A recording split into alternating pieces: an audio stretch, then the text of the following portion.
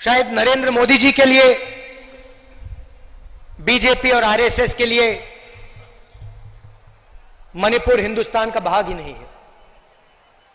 आपका जो दुख है, आपका दर्द है, वो उनका दुख, उनका दर्द नहीं है। पिछले साल हमने भारत जोड़ो यात्रा शुरू की। कन्याकुमारी से कश्मीर तक हम चले, 4000 किलोमीटर चले और भारत को जोड़ने की हमने बात की, नफरत मिटाने की बात की, एक धर्म को, एक जात को दूसरी जात से मिलाने की बात की और बहुत अच्छा रिस्पांस मिला। लाखों लोगों से बातचीत की, उनका दर्द सुना।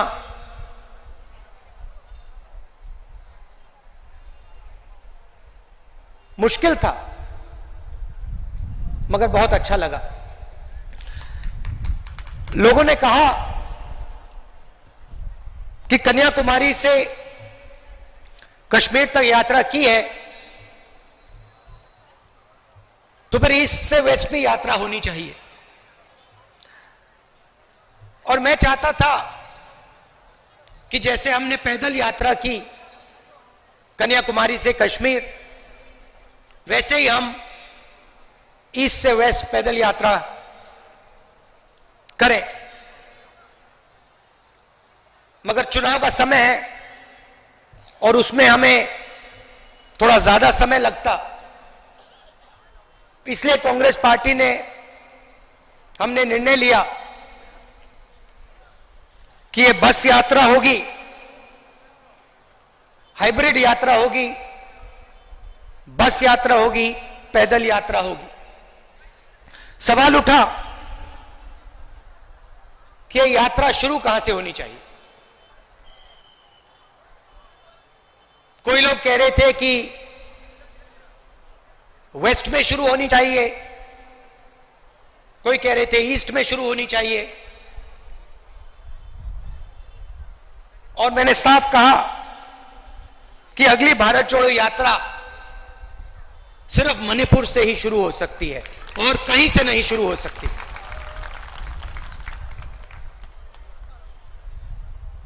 मणिपुर बीजेपी की जो राजनीति है, बीजेपी की नफरत, आरएसएस की नफरत, उनका जो दृष्टिकोण है, उस विचारधारा का मणिपुर एक चिन्ह है।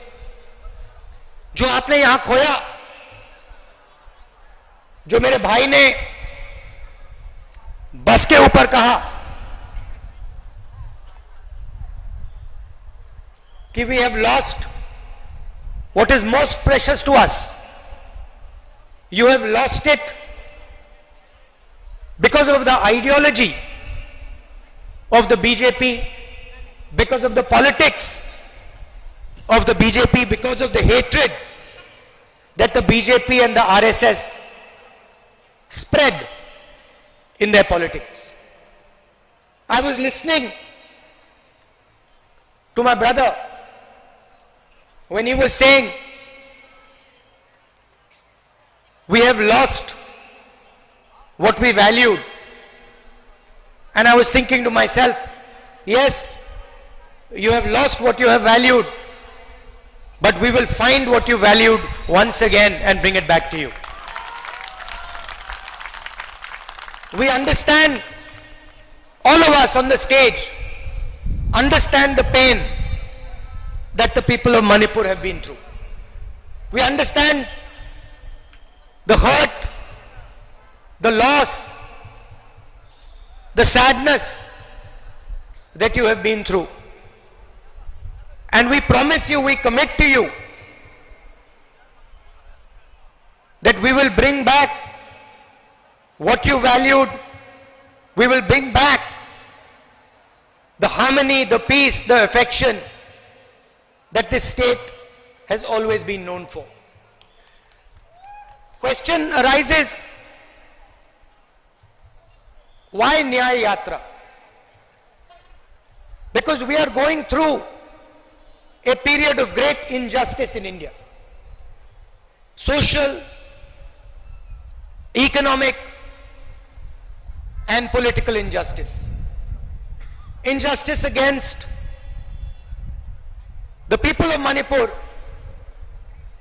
the traditions of Manipur, but also injustice across the nation. Economically, monopolies are being built. Few people are getting access to all the wealth of the country. One or two businesses have their fingers in everything, and the large majority of businesses, small and medium businesses, are being destroyed. Huge levels of unemployment, massive price rise is what the whole of India is facing.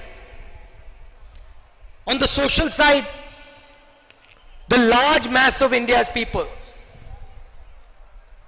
the lower castes, Dalits, tribals, simply do not have a say in the governance system of the country. I have given example upon example of how the large mass of our people are excluded from the political system, from the governance system. So these are the issues that the Bharat Chodo Nyaya Yatra is going to raise. But this is less about us and more about you. Bharat जोड़ो यात्रा में हम सुबह शुरू करते थे, 6 बजे शुरू करते थे और 7 बजे रात तक हम चलते थे. हमारा भाषण 20-25 मिनट का होता था. शाम को हमारा एक भाषण होता था, मगर 7-8 घंटे हम आपकी बात सुनते थे, किसानों की, मजदूरों की, छोटे दुकानदारों की, महिलाओं की, युवाओं की. और यही इस यात्रा का लक्ष्य है. हम ज्यादा बोलना नहीं चाहते हैं,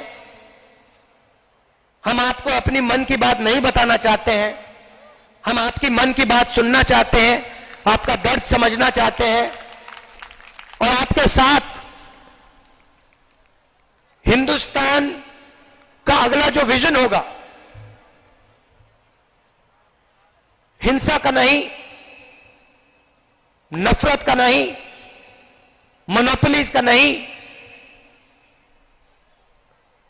मगर हार्मोनियस, इक्विटेबल और भाईचारे का विजन हम आपके साथ मिलकर, आपकी आवाज सुनकर, वो हम हिंदुस्तान के सामने रखने जा रहे हैं. एक बार फिर आप आए, दूर दूर से आए, शाम का समय है, आपको यहां बहुत समय रुकना पड़ा, इसके लिए मैं आपसे माफी मांगता हूं.